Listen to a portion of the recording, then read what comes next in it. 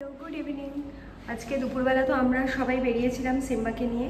তো পেস্তার আজকে hair spa date আছে। পেস্তা বেরিয়েছে অনির্বাণের সাথে।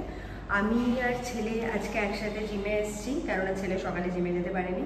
তো এটা হচ্ছে আমাদের নিচের কার্ডিও সেকশন প্লাস একটু স্ট্রেচিং করার। তো এখানে আমার ম্যাট আছে, আমি এখন হালকা ফুলকা একটু স্ট্রেচিং করব, করে দেন ওপরে স্ট্রেংথ ট্রেনিং করতে যাব। একটু টায়ার্ড লাগছে, তার জন্য একটু স্ট্রেচিং বেশি করব, টুকটাক যোগাও করি, সো দ্যাট বডিটা একটু রিল্যাক্স।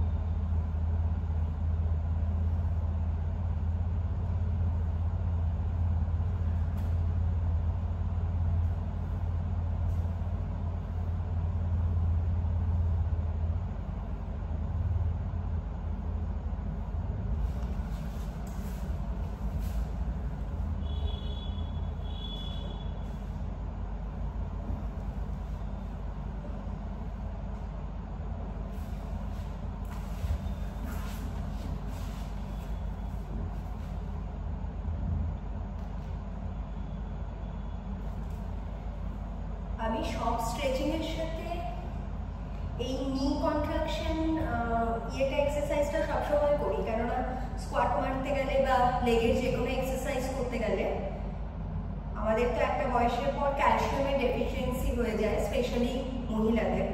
তো সেই জন্য এটা অনেকক্ষণ আগে আমাকে আমার যে অর্থোপেডিক সার্জন আছে, যার কাছ থেকে আমি সবসময় অ্যাডভাইস নিই, ডক্টর তীর্থঙ্কর ভট্টাচার্য, খুব পপুলার একজন ডাক্তার। তো উনি আমাকে আজ থেকে প্রায় 8-10 বছর আগে এই এক্সারসাইজটা দেখিয়েছিল, যে নি কন্ট্রাক্ট করে 1 সেকেন্ড 2 সেকেন্ড মতো ধরে রাখা, তারপরে ছাড়া, আবার করা। তো এই এক্সারসাইজটা আমার কাছে খুব বেনিফিশিয়াল বলে মনে হয়, অ্যান্ড এটা স্ট্রেচিংয়ের একটা বিশাল পার্ট। আর এগুলো আমি যখন যোগা শিখতাম ওয়ার্ল্ড যোগা সোসাইটিতে, তখন ডক্টর দিব্য সুন্দরের আন্ডারে এই সমস্ত এক্সারসাইজগুলো করতাম। তো এগুলোর আমি তখন প্রপার যোগাগুলোর নামও ভুলে গেছি, মানে এক্স্যাক্টলি বলতে পারবো না, দেখে দেখে চার্ট দেখে বলতে হবে। বাট হ্যাঁ, এগুলো আমি নিয়ম করে করার চেষ্টা করি, before exercise or after exercise.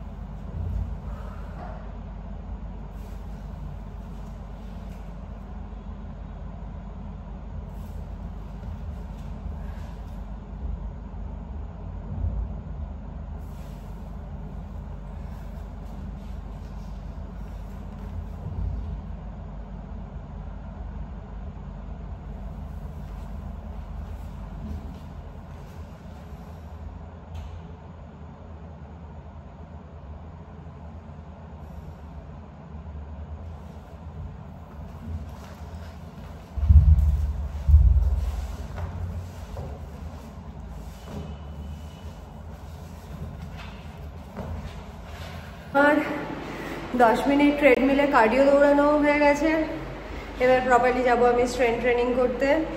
আর তোমাদের যেটা বলছিলাম যে আমি প্রপার কারো অ্যাডভাইস ছাড়া লাইফে এই অবধি এগোইনি। তো আমার পুরো ফ্যামিলি মানে অর্থোপেডিক কোনো প্রবলেম হলে পরে ডক্টর তীর্থঙ্কর ভট্টাচার্যকে আমরা দেখাই। মানে উনি শুধু ডাক্তার হিসেবে না, মানুষ হিসেবেও ভদ্রলোক, এত ভালো, এত অমায়িক আর এত জেনুইন অ্যাডভাইস দেয়। মানে আমাদের যতবার আমার বরের স্লিপ ডিস্ক হয়েছিল, that time also he helped a lot with একদম পিওর অনেস্ট অ্যাডভাইস। প্লাস আমার মায়ের আর্থারাইটিস আছে, পায়ে হাঁটুর প্রবলেম, আমার ভাইয়ের একবার হাত লক হয়ে গেছিলো সেটা, আমার ছেলের 1-2বার প্রবলেম হয়েছে, আমার অনেকবার ওয়েট ট্রেনিং করতে গিয়ে প্রবলেম হয়। তো ডক্টরের অ্যাডভাইস ছাড়া আমি অ্যাকচুয়ালিও নড়ি না। আর হ্যাঁ, ওই ডক্টরই আমাকে, মানে যেহেতু আমিও ওয়ার্কআউট করতাম, ডাক্তারবাবু জানতেন, তো আমাকে 8-10 বছর আগেই ডক্টর ওই এক্সারসাইজটা দিয়েছিল যে নি কন্ট্রাক্ট এক্সট্র্যাক্ট করা। ওটাতে ব্লাড সার্কুলেশন মারাত্মক ভালো হয়, যেহেতু আমাদের মেয়েদের ক্যালসিয়ামের ডেফিসিয়েন্সি খুব তাড়াতাড়ি চলে আসে, যেহেতু আমরা প্রেগনেন্ট হই, বাচ্চাদের শরীরেই আমাদের শরীরের আয়রন, ক্যালসিয়াম, মিনারেল, ভাইটামিনস সব চলে যায়। তো তার জন্য আমাদেরকে এক্সট্রা সাপ্লিমেন্ট সবসময় নিতেই হয়। আর এটা হচ্ছে ছোটো ছোটো এক্সারসাইজগুলো একটা প্রসেস, যে হাঁটুটা যখন কন্ট্রাক্ট এক্সট্র্যাক্ট করি তখন বলে যে ব্লাড সার্কুলেশন হাঁটুর মাঝখানে নির যেই জেলগুলো থাকে সেই জেলগুলো একটা বয়সের পর শুকাতে শুরু করে, মানে ওটা আর বেল্ট হয় না। তো ডাক্তারবাবু বলেছিল এই এক্সারসাইজটা দিনে যদি অন্তত 15-20 বার করে করো তাহলে জেলটা একটু শুকোতে মানে দেরিতে হয় আর কি, মানে অত তাড়াতাড়ি ড্যামেজটা হয় না, জেলগুলো লিকুইড ফর্মেই থাকে, শক্ত হয়ে যায় না, তার জন্য আর্থারাইটিস হওয়ার চান্সেসটা একটু কমে যায়। বাকি তো দেখো হিউম্যান বডি তো হতেই থাকবে, যতই প্রিকশন নাও যাই নাও, তবে হ্যাঁ হয়তো একটু দেরি করে হবে, মানে আরও কিছুটা বছর হয়তো জীবনের সুস্থভাবে বাঁচতে পারবো। দ্যাট ওয়াজ দ্য গোল। আর আমার যোগা তো বললামই প্রায় 10 বছরের ওপরে, হ্যাঁ 12-15 বছর তো হবেই। নীলপুকুরের এখানে যে ডাক্তার দিব্যসুন্দরবাবু ছিলেন তার কাছেই আমি যোগা করতাম। পোস্ট প্রেগনেন্সি আমার যেহেতু দুটোই ব্যাক টু ব্যাক সিজার, তো আমার প্রচুর প্রবলেম হয়েছিল, ল্যাক অফ স্লিপ থেকে ডিপ্রেশন হতো, যেহেতু দুটো বাচ্চাকে দেখতে দেখতে বরের সাথে অত রিলেশন সবসময় মেনটেন করতে পারতাম না, প্লাস শ্বশুর শাশুড়ি ছিল, তো জয়েন্ট ফ্যামিলিতে যতই হোক যাই হোক তবুও মাঝে মধ্যে মিসআন্ডারস্ট্যান্ডিং হয়, প্লাস দুটো বাচ্চা কিচিরমিচির, প্লাস আজকে কাজের লোক চলে যাচ্ছে কালকে, মানে নর্মাল যেগুলো ক্যাভাটিক সিচুয়েশন থাকে, তার সাথে দুটো সিজার, সেই স্টিচটা হিল হতেও অন্তত 1-2 বছর সময় নেয়। তো মাঝে মধ্যেই হতো যে কোথায় ইম্পর্টেন্ট ডকুমেন্ট রেখেছি ভুলে গেলাম, বড় হয়তো অফিসে যাওয়ার সময় বললো গৌরী আমার ওই পেপারটা কোথায়, ওটা তোমাকে দিয়েছিলাম, ওই চেকবুকটা কোথায়, তো আমি কোথায় যত্ন করে রাখতাম আমি নিজেই ভুলে যেতাম, মানে এত মেমোরি লস হতো, শর্ট টার্ম মেমোরি লস। তারপরে হঠাৎ করে খুব খিটখিটে হয়ে গেছিলাম, মানে খুব পেশেন্স কমে গেছিলো, অল্প কথাতেই রেগে যেতাম, অল্প ইয়েতে বিরক্ত হতো, ইমোশনাল টার্ময়েল চলছিল, কান্নাকাটি করতাম। এগুলো আই হোপ তোমাদের সবাই, তোমরা মেয়েরা এই লাইফটা দিয়ে গেছো, ডেফিনেটলি রিলেট করতে পারবে। তো পোস্ট প্রেগনেন্সিতে এটা একটা ফেজ, মানে হতেই থাকে। তো সেইগুলো থেকে আমরা অনেক সময় ওয়ে আউট খুঁজে পাই না যে কী করে বেরোবো, মানে এত সংসারের চাপ, এত কিছু। আমি ফোনটা এখানে রাখছি। তো আমাকে আমার একটা নেবারই বলেছিল যে গৌরী এগুলো হচ্ছে, তুই যোগা জয়েন কর, যোগা জয়েন করলে অনেকটা বেটার ইমপ্রুভ হবে। এবং হ্যাঁ ফর শিওর আমার হয়েছে, যেই আমাকে বলেছিল সে এটা একটা খুব বড় উপকার করেছে। তো আমি তারপরে ডাক্তারবাবুর কাছে গেছি, গিয়ে ওনার সাথে দেখা করেছিলাম, এটা বোধহয় 2006 হবে। হ্যাঁ, দেখা করার পরে তারপরে আমি আমার যা যা প্রবলেম হচ্ছিল সেগুলো আমি ডক্টরকে বলেছিলাম, বলার পরে ডক্টর এত সুন্দর প্রপারলি আমায় চার্ট করে দিয়েছিল, সেই চার্ট অনুযায়ী আমি ওনার ওই যোগার ওখানে ইনস্টিটিউটে গিয়েই করতাম, নীলপুকুরের ওখানে। তো ওদের তো ওখানে আছে যোগা টিচার আলাদারা, যারা নাকি পার্সোনাল এক একজনকে খুব সুন্দর করে যত্ন করে করে প্রেসক্রিপশন ধরে করাতো। তো সেটা করে দেখো যোগাটা না একটু টাইম নেয়, মানে তোমার বডিতে বসতে বা ওই রেজাল্টটা দিতে। তার জন্য অনেকে ইমপেশেন্ট হয়ে হয়তো যোগাটা যেহেতু একটু বোরিং কাইন্ড অফ এক্সারসাইজ, লোকে ছেড়ে দেয়, বেশি দিন কন্টিনিউ করতে পারে না, যে ভাল লাগছে না, কোনো মিউজিক নেই, কিছু নেই, চুপচাপ শান্ত হয়ে। তো আমারও ইনিশিয়ালি ওরকম মনে হতো, বাট আমি দাঁতে দাঁত চেপে পড়েছিলাম যে না আমাকে ভালো হতেই হবে, আমার কন্ট্রোল করতে হবে মাইন্ড, মানে মাথা ঠান্ডা করতে হবে, এত ইরিটেটেড হলে হবে না, রেগে গেলে হবে না, কারণ এখনো লং টার্ম টু রান দুটো বাচ্চা মানুষ করার জন্য। তো আমি যোগাটা দাঁতে দাঁত চিপে ধরে করেছিলাম এবং আমি বিশ্বাস করো প্রচুর উপকার পেয়েছি। মানে একটা বছর পরে আমার মাথা ঠান্ডা হয়ে গেছে, এত পজিটিভ ভাইব রেডিয়েট করতাম, কেউ কিছু বললে পরেও অত ইরিটেশন হতো না, এটা একটা হয়েছিল। আর আরেকবার আমার লিগামেন্ট ছিঁড়ে গেছিলো নাচ করতে গিয়ে, মানে রাইট লেগের লিগামেন্ট লিটারেলি মেন টিস্যুটা ছিঁড়ে গেছিলো। তো একটা বছর অবধি না আমি খুঁড়িয়ে খুঁড়িয়ে হাঁটতাম, মানে আমার পাটা সোজা পর্যন্ত করতে পারতাম না, এক্সারসাইজ সব বন্ধ করে দিয়েছিলাম, শুধু যোগা করতাম। তো ইভেন ডক্টররাও বলেছিল যে এমআরআই করার পরে দেখেছিল, প্রথমে 2-3 মাস মেডিসিনে ছিলাম, তারপরে যখন ব্যথা গেল না, হিল হলো না, তখন ডক্টর বলেছিল যে দেখ এবার কিন্তু মনে হচ্ছে সার্জারিটা করেই নিতে হবে, মাইনার সার্জারি, ওটা আমরা জয়েন করে দেবো, তারপরে 5-6 মাস কিছু করতে পারবি না, তারপরে ইট উইল হিল একদম কমপ্লিটলি। তো একটু টেনশন হলো। আমি এখন কি করলাম, আমি ডাক্তারবাবুর কাছে গেলাম। ভদ্রলোক এখন বেঁচে নেই, ডক্টর দিব্য সুন্দর, উনি 2020-তে উনি ওনার ভাই দুজনেই মারা গেছে। এখন ওনার ইনস্টিটিউটে কে চালায় আমি জানি না, বাট হি ওয়াজ অ্যামেজিং, মানে one of the best yoga doctor. তো উনি আমাকে খুব হেসে ক্যাজুয়ালি, ভদ্রলোকের তখনই 70-75 বছর বয়স ছিল আমি যখন গেছিলাম। তো তখন ডাক্তারবাবু বললো, মামুনি কিচ্ছু হবে না, কোনো প্রবলেম হবে না, কিচ্ছু সার্জারি করতে হবে না, কিচ্ছু সার্জারি করতে হবে না, আমি তোমাকে দিয়ে দিচ্ছি, সব ঠিক হয়ে যাবে বলে আমাকে কতগুলো এত সুন্দর সুন্দর যোগার এক্সারসাইজ দিয়েছিল। একটা তো তোমরা সবাই জানো, ওই একটা বালির বস্তা নিয়ে একটা পায়ের মধ্যে, আমি একটা উঁচু চেয়ারে বসতাম, বসিয়ে একটা পায়ে বালির বস্তা ছিল, যেই পাটা নাকি আমার লিগামেন্ট ছেঁড়া, তো ওটাতে দিয়ে এরকম ব্যালেন্স করে করে ওয়েট লিফটিং করতাম শুধু পাটা দিয়ে, ওটা করে করে পায়ে স্ট্রেংথ ফিরে এসেছিল। তারপরে এই কন্ট্রাক্ট এক্সট্রাক্ট, নি কন্ট্রাকশন এগুলো ছিল, প্লাস হট কম্প্রেস দিতে বলেছিল বাড়িতে, হট কম্প্রেস, কোল্ড কম্প্রেস ওগুলো ছিল। তারপরে আরও বেশ কয়েকটা পায়ে, তারপরে পাটাকে এরমভাবে সোজা করে পায়ের পাতাটা ধরে, যে টিচার ছিল সে অনেকক্ষণ হোল্ড করে রাখতো 20 to 30 সেকেন্ডস। তো এরকম করে করে হ্যাঁ রেজাল্ট আসতে ডেফিনেটলি টাইম লেগেছে, বাট আমি হিম্মত হারিনি, পড়ে একদম লড়াই করে, কেননা আমি বরাবরই একটু লড়াকু মেন্টালি। তো আমার মনে হয়েছিল যে না, লিগামেন্ট ছিঁড়ে ঘরে পড়ে থাকলে হবে না, আমি জিম করতে পারবো না, ডান্স করতে এত ভালোবাসি, ডান্স করতে পারবো না, দিস ক্যানট বি টেকেন। তো আমি তখন ওটা করেছিলাম এবং 1 বছর পরে এখন তো তোমরা সবাই দেখতে পারো যথেষ্ট ভালো নাচি, জিম করছি, ডান্স করছি, দৌড়াচ্ছি, সবই করতে পারছি। ডক্টরের কাছে যখন 1 বছর পরে আমি আবার এমআরআই করতে গেছিলাম, তখন এমআরআই রিপোর্ট এসেছিল যে ওটা অটোমেটিক হিল হয়ে গেছে, জয়েন হয়ে গেছে টিস্যুটা, লিগামেন্টটা। তো হ্যাঁ এটাই বললাম, মানে এগুলো ছোট ছোট মাঝে মধ্যে আমরা না মানে বুদ্ধিভ্রষ্ট হয়ে যায়, দিক বিদিক পুরো হারিয়ে ফেলি, বুঝতে পারি না যে এরকম একটা ক্রাইসিসের মধ্যে এত বড় বিপদ এসছে, ডাক্তাররা যখন বলছে তাহলে তো এটা করতেই হবে বা কী করতে হবে।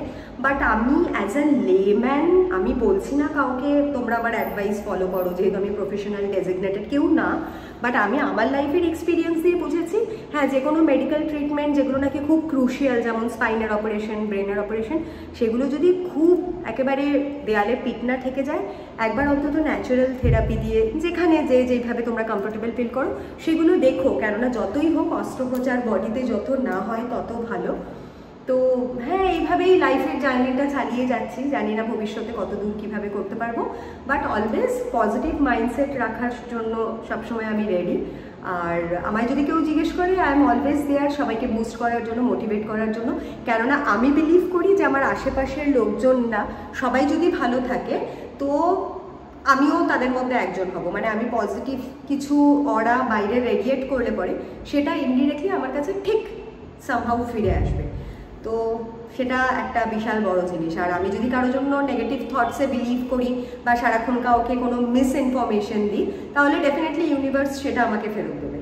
তো আমি ইউনিভার্সের একটা খুব বড় বিলিভার, আর তোমরা সবাই জানো আমি বিষ্ণুকে ভীষণ বিলিভ করি, খুব বিশ্বাস করি।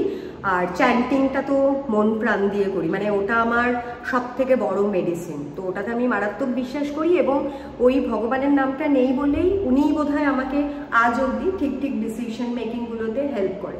আমি শুধু ওই ওপরওয়ালার ওপর বিশ্বাস করি ডিসিশন মেকিংয়ে, আর আশেপাশে কারোর ওপর খুব একটা বিশ্বাস করি না। তো ওইভাবেই চলি আর কারো ক্ষতি করার চেষ্টা করি না। ঠিক আছে, অনেক বেশি কথা বলে ফেললাম। Sourav is waiting for me. আমি ওপরে যাবো স্ট্রেংথ ট্রেনিং করতে, তোমাদের ছোট্ট 1-2 ভিডিও ক্লিপ দেখাবো, কেননা বেশি করতে গেলে আমার জিম আর ওয়ার্কআউটটা মিস হয়ে যাবে। অলরেডি এখন 8টা বাজে, 9:30টায় জিম ওদের বন্ধ হয়ে যায়। তো ছেলেও করছে, আমি আর ছেলে কয়েকটা ক্লিপ নেবো একসাথে। B with me. এটা হচ্ছে আমার ছেলে এসছে, ওর অলরেডি জিম হয়ে গেল, আমি নিচে কার্ডিও করতে করতে, তোর বাইসেপ কেউ দেখতে চাইনি। তো এখন বাড়ি যাচ্ছে, আজকে সারাদিন ওর দেখা হয়নি, এখন যাচ্ছে ওর শ্রেষ্ঠের সাথে মিট করতে। তো তারপরে চলে আসবে। আর পেস তো অলরেডি বেরিয়ে গেছে, সিম্বা আমার জন্য ওয়েট করছে, আমি তাড়াতাড়ি কুইক সেশন করে দেন বাড়ি যাবো, because Simba is waiting for me. But পাবো। ঠিক আছে, তুই ফিরে চলে আসবি তো তাড়াতাড়ি। ঠিক আছে, all the best, love you. এটা হচ্ছে আমার জিমের সিনারিও। আজকে মারাত্মকভাবে ভিড় হয়েছে জিমে, মানে দেখে মনে হচ্ছে পুরো মেলা লেগেছে। আমি জানি না, সৌরভ বললো যে সোম মঙ্গলবার এরকমই একটু ভিড় হয়, তো হ্যাঁ টেরিফিক ভিড় হয়েছে আজকে। আজকে আমার প্রথম এক্সারসাইজটাই ছিল রিভার্স লাঞ্জেস, তার সাথে পেক ফ্লাই ছিল, আর তার সাথে ছিল কার্ভ রেস। এটা ডেডলিফট করছিলাম, sumo press, sumo squat to press করছি। এগুলোতে না সব জিমের যেই গানগুলো চলে, মিউজিকগুলো, তো প্রত্যেকটা মিউজিকের আগেও আমি জিমের ভিডিও করেছি, ওগুলোতে কপিরাইট চলে এসছে, তো তখন অত নলেজ ছিল না, এই জন্য আজকে জিমের নর্মাল গানগুলো অফ করে দিয়ে নিজে ভয়েস ওভার দিচ্ছি। খুব ভালো এক্সারসাইজ করেছি আজকে, অল্প চার্ট বাট খুব সুন্দর সলিড। এটা হলো, এটা কার্ভ মারছি, রিভার্স লাঞ্জেস, পেক ফ্লাই, অন্য অন্য এক্সারসাইজগুলো আর হ্যাম কার্ল ছিল, তো সেগুলোর আমি ভিডিও তুলতে পারিনি, কেননা আজকে থিকলি ক্রাউডেড ছিল জিম, তো কিচ্ছু করতে পারিনি। সুন্দর বৃষ্টি পড়ছে, আমাদের জিম টিম হয়ে গেছে। জিমে যাওয়ার পথে এই বাড়িটা দেখতে এত সুন্দর লাগে, আমাদের জিমের পাশেই। প্রয়াস অলরেডি পৌঁছে গেছে বাড়িতে, আমি এখন যাচ্ছি গাড়ির দিকে। Going back home. আমাদের জিমের এই পাশের গলিটা এত সুন্দর, এত সুন্দর। আমি বরাবরই একটু নেচার লাভার, তো খুব ভালো লাগে আমার গাছপালা দেখতে দেখতে, বৃষ্টি দেখতে দেখতে বাড়ি যেতে। ছেলেও আমার রোম্যান্টিকই হয়েছে। আজকে বৃষ্টি পড়ছে, দুপুরবেলা যেহেতু আমাদের সাথে বেরিয়েছিল, তো অবভিয়াসলি গার্লফ্রেন্ডের সাথে একটা ডেট তো বানতা হ্যাঁ, তো তাড়াতাড়ি আমার সাথে জিম করলো, করে বললো মা আমি যাচ্ছি শ্রেষ্ঠার সাথে দেখা করতে, তো ছেলে বেরিয়ে গেল। ওখানেই হয়তো ওরা একসাথে কোনো ক্যাফে ট্যাফেতে যাবে, ডিনার করে বাড়ি আসবে 10টা নাগাদ। আর আমার ছোট ছেলে বাড়িতে ওয়েট করছে, মেয়ে পৌঁছে গেছে। দারুণ লাগে, দারুণ লাগে। আমার সব থেকে ফেভারিট সিজন হচ্ছে গিয়ে মনসুন, বর্ষাকালটা এত ভালো লাগে, এত রোম্যান্টিসাইজ করা যায়, দারুণ লাগে।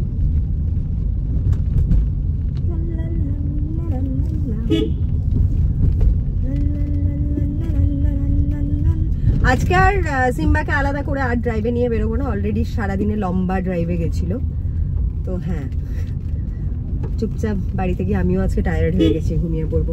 কালকে মেয়েকে বলেছি একটা শ্যুট করে দিতে, কেননা কিছু কিছু শ্যুট না একা করা যায় না, পেস্তা একটু হেল্প করে দেয় আমায় শ্যুট করতে। আমার ওই হাইডি বলে একটা প্রোডাক্ট আর গ্ল্যাম রুট বলে একটা প্রোডাক্টের কোল্যাব আমি অলরেডি করেছি, এগুলো আমার ফার্স্ট কোল্যাব। তো তারপরে এখন ওরা আরও দুটো প্রোডাক্ট পাঠিয়েছে কোল্যাব করার জন্য, তো সেগুলোর শ্যুট করতে তো একটু সময় লাগে, মানে একটু কন্টেন্ট ভাবতে হবে যে কি করে করব, তারপরে ঠিকঠাক করে ভিডিও করতে হবে, সেগুলো পেস্তা খুব কিউটলি করে দেয়, খুব যত্ন করে। তো yes, I'm blessed with 2 responsible and beautiful children.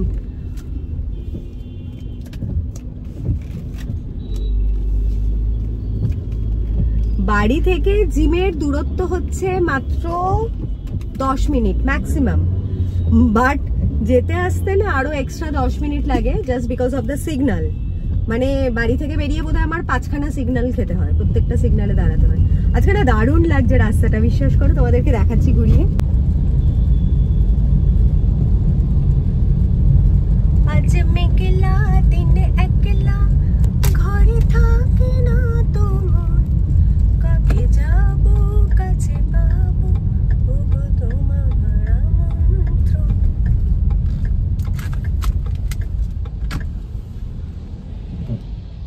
দারুণ রাস্তাটা। বসে আছে সোফাতে, মাম্মামের জন্য ওয়েট করছিল, এবার আবার জায়গা বদল। আচ্ছা সরি, মাম্মাম দেরি করেছে, মাম্মা দেরি করে আসছে, so sorry so sorry so sorry. ঠিক আছে ঠিক আছে, মা তোমাকে জিমেও নিয়ে নেব, আমি যাচ্ছি। একটা যদি আম্বানিদের মতন যদি বাড়িতেই একটা জিম করা যায়,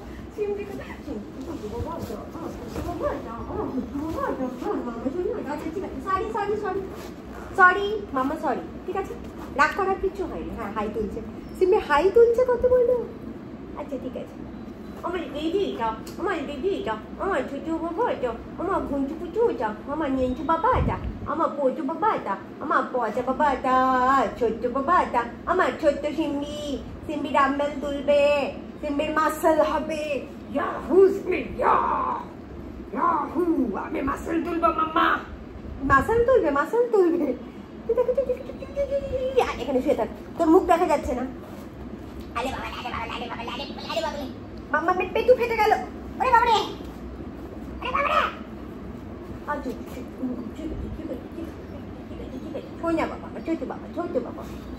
ঠিক আছে, মাম্মা যাবে না জিমে, ঠিক আছে? চলো ডিনার খাবো, চলো আমরা, ঠিক আছে? ডিনার খাবো, সে হ্যালো পাগল হয়ে যায় বেচারা একটুখানি দেরি করে এলে পরে। আয় মাম্মা, দেখো everyone wants to see you, আসো আসো। আচ্ছা, এটা হচ্ছে বসলো সোফাতে বাবু। আচ্ছা একটু মুখে তোমার খেলনাগুলো কোথায় মাম্মা? তোমার টয়গুলো দেখিয়ে দাও তো সিম্বি। উইছে সিম্বার টয়। তোমার খেলনাগুলো কোথায় বাবা? হ্যাঁ ঠিক আছে, আমরা মা ছেলে এখন ডিনার খাবো, বড় ছেলে এখনো ঢোকেনি, মেয়ে বোধহয় ঘুমিয়েও পড়েছে এসে স্পা করি। ওকে, গুড নাইট বলে দাও। We had a blast today. আমরা ড্রাইভে গিয়ে দিনের বেলা পোস্টও করেছি। তারপরে আমরা এখন নয়ের কাছে গাজর খাবো, মাম্মামের সাথে এখন খালা করবো। So good night to all, good night, love you, tata.